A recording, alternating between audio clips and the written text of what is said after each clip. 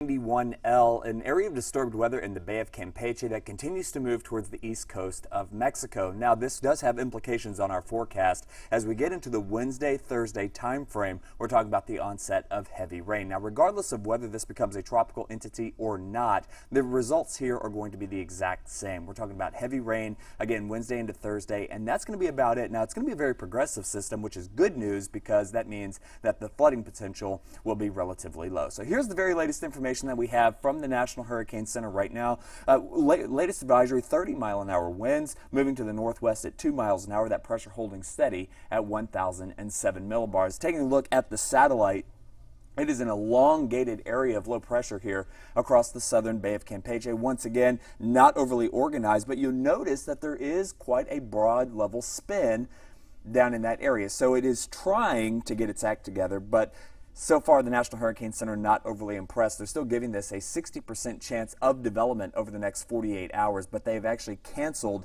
the recon mission into the system for this afternoon. So what that means is they are not overly impressed either. And let me see if we clear that off. All right, so they're not overly impressed with it. They went ahead and scrubbed that mission for today, but they have rescheduled it as we get into tomorrow. So here's a look at the system itself as we zoom on in a little bit tighter. Again, there's that broad rotation. You see the deep reds here. These are big thunderstorms to the east and northeast of the center of circulation, which appears to be down in this general area right here. So there's the center of circulation. If there is one, it would be located right there, but all the thunderstorm activity is located well away from that center of that area of low pressure. And what you want is you want the thunderstorms to begin to wrap around that center for the storm to begin to strengthen. And so far, we're not seeing that whatsoever. So that's good news as far as the system strengthening. It's not, but it could over the next 48 hours, and it could technically become a weak tropical system once it gets out here to the east of Tampico, and landfall expected somewhere here along the east coast of Mexico, south of Brownsville. But again, regardless, even if it becomes a weak tropical storm, the impacts are going to be the same. We're talking about flooding rains in northern Mexico and heavy rain moving in across the Rio Grande into southeast Texas as we get into the middle part of this week. So there's a look at the satellite once again. There is going to be a brief window of opportunity for this to strengthen. You'll notice a lot of color here stretching across the southern U.S. from Brownsville to Houston, New Orleans, and all across most of the country. But one thing you're not seeing is a lot of color down here in the Bay of Campeche. And what that's signaling is weak wind shear, and that's a good thing for tropical development because remember, tropical systems, they're very fragile and they don't like a lot of high level wind interrupting their development. So being that there is no high level wind here across the Bay of Campeche, it will have a brief opportunity to develop. However, the further north this system gets up into Texas, the more hostile that environment is going to become. So again, we're not looking for this to develop into a strong storm of any kind, and it's certainly not expected to become a hurricane whatsoever, especially with the strong wind shear that we have here across the southern portions of the U.S. So, and you can see those winds going to continue to stream here. This is Thursday, and you can see, look how hostile the environment is here across the northwest Gulf of Mexico. Now again, landfall expected somewhere near Tampico out here across the east coast of Mexico. So that's where the wind, if there is any 35, 40 mile an hour gusts, would be. But here locally, just heavy rain. Now, why are we so sure that we're going to see some heavy rain in our area? Well, the bottom line is a big ridge of high pressure that brought us the warmest temperatures so far this season at 96 degrees is going to build off to the east. Now remember, hurricanes, tropical storms, and areas of low pressure, they don't like high pressure. They are repelled by it. So when you see a big blue H like this, you might as well say that there is a giant brick wall sitting just to the west of that area of high pressure. So this area of low pressure has only one place to go, and that is to the west and to the north around the periphery of this high. Now, see this little area of low pressure out here across West Texas? This is a trough of low pressure that is going to scoop up whatever remains of Invest 91L and then sweep it right across southeast Texas. And that's why we're fairly confident that we're in for a heavy rain event Wednesday into Thursday. In fact, rain chances standing at about 80%. Heading into the middle part of this coming week. Now, once that area of low pressure pushes on through, we've got another area of high pressure that's going to develop across northern Mexico. That's going to build into Texas. That is another ridge, and you know what that means? That means more heat headed our way, especially as we get into the Saturday, Sunday time frame. Things dry out and temperatures go back into the mid-90s, it looks like. So summer will be in full swing. So here's another look at what wind shear does. So hurricanes are big heat engines, and they stack vertically. Sometimes these clouds can reach 60, 70, 80,000 feet into the air, and it's rotating up right through the middle, evacuating that air out across the top, and that's when you start getting that pinwheel motion that we're all so familiar with when it comes to hurricanes. However, when you're dealing with high wind shear, look what happens. It disrupts that flow. It can't really it has a hard time wrapping thunderstorms around the center of circulation when everything is being sheared off the top. And as long as you have that high wind shear, we're not expecting a whole lot to develop there in the southern Bay of Campeche. So where do we expect storms to develop, especially in the first week of hurricane season? Well, there's our system right there in the southern Gulf of Mexico, and that's exactly where we would expect it to be for this time of year. Gulf of Mexico, far western Caribbean Sea, maybe portions of the east coast of the U.S., but that's about it. These storms tend to develop rather quickly. They tend to develop close to shore, and the track of these tends to be rather erratic and slow. Picture Tropical Storm Allison in 2001. Now, as we get later into the season, August to October, we call these Cape Verde storms. And the reason why we call them Cape Verde storms is simply because the islands right here off the west coast of Africa are called the Cape Verde Islands. It's the country of Cabo Verde. And the whole open Atlantic becomes open for business here.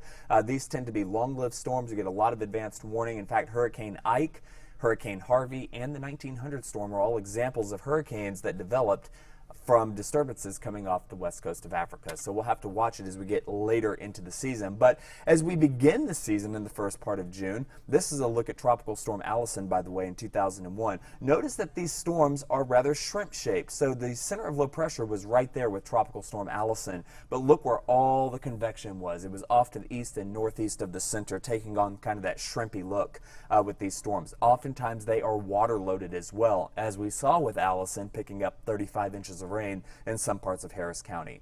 These storms tend to be typically weak, they're lopsided, and typically homegrown. What I mean by homegrown is they happen to develop close to land. Now, you get later into the season, August to October, these are more of your strong storms. This is more of your buzzsaw look, long-lived, devastating storms develop as we get into the latter part of the season. In fact, there you go. This was a look at Hurricane Rita in 2005. How many of you remember Hurricane Rita? Yeah, I certainly do. And taking about 40 hours to get to Dallas from Houston, so that mass evacuation chaos that we had. So again, the type of system that we're looking at developing in the Gulf of Mexico would be a very shrimpy, weak type system. So again, strong wind shear across the northern Gulf, not expecting a whole lot out of this except for the possibility of some heavy rain.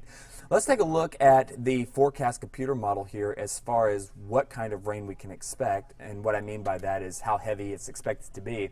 And as I load up the model here, you'll notice this is today at 11 a.m. We've got some storms out there to the west of Dallas, maybe a few scattered showers out here south and west of the Houston area. But as we zoom on in, this takes us into tomorrow at 3:30 in the morning. Notice what happens as we begin to get into the Wednesday time frame. You can see those heavy rain bands continuing to stream right on in off the Gulf of Mexico as that system, or whatever is left of it, continues to push our general direction. So this is Wednesday at 10 o'clock in the morning. We're looking at widespread heavy rain across the Houston area. So virtually everybody's going to get rain. Rain chances right now we have at about 80%. But it might as well be 100% because many of us are going to see a lot of heavy rain, it looks like, as we get into Wednesday. Now, you'll notice that there are some patches here where maybe there's not so much rain out here towards Liberty County.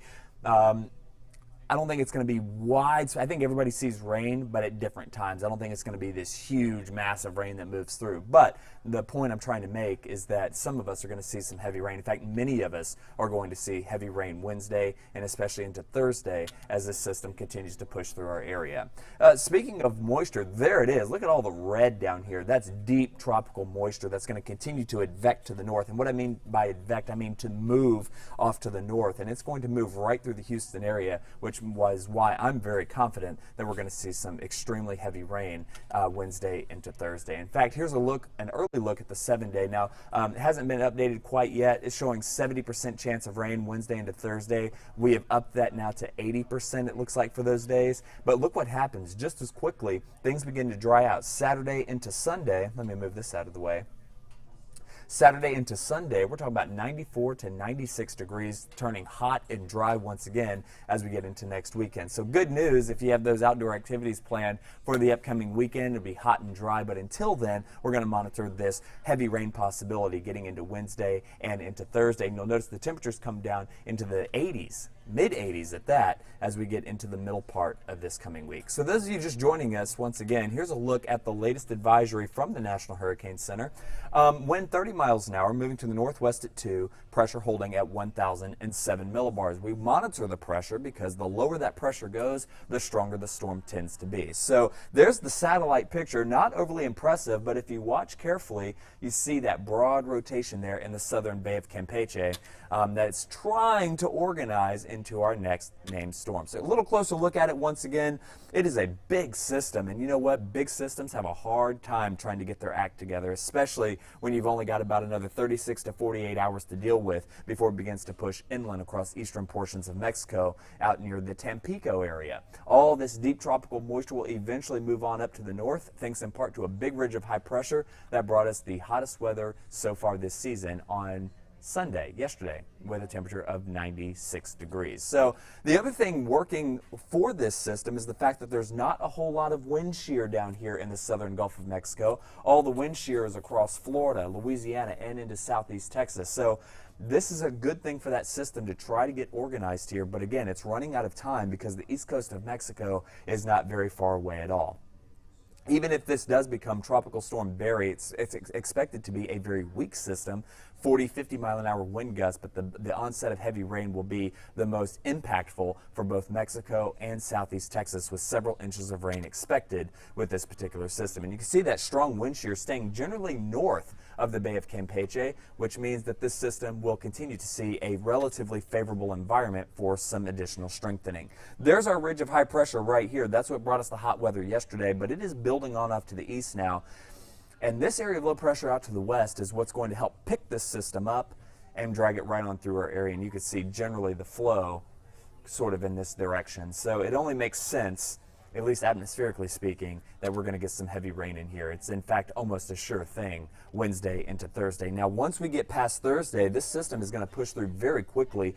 Another ridge of high pressure will develop in its place. That's going to push into Texas, and that's why we're seeing those temperatures move up into the mid-90s once again heading into the coming weekend. So ridge equals hot and dry. There's another look at the wind shear once again. These systems tend to build up vertically. When they're vertically stacked, they can become very, very strong. But when you get that wind shear to rip through it and push everything kind of to a slant, it has a hard time wrapping thunderstorms around that center of circulation, and therefore these storms tend to stay a little bit weaker. But wind shear is not necessarily a problem where this system is right now. So that's the very latest that I have for you right now from the National Hurricane Center. Again, they have scrubbed the mission for today. They were going to investigate Invest 91L, but they decided against that. The system not really organizing very quickly, so they have rescheduled that as we get into Tuesday. If anything else changes, we'll continue to keep you updated here on our social pages. And in the meantime, you can follow me at KHOU Blake 11. We'll give you the very latest there as well. Hope everybody has a great afternoon, a great lunch, and we'll see you on the air coming up today at 4.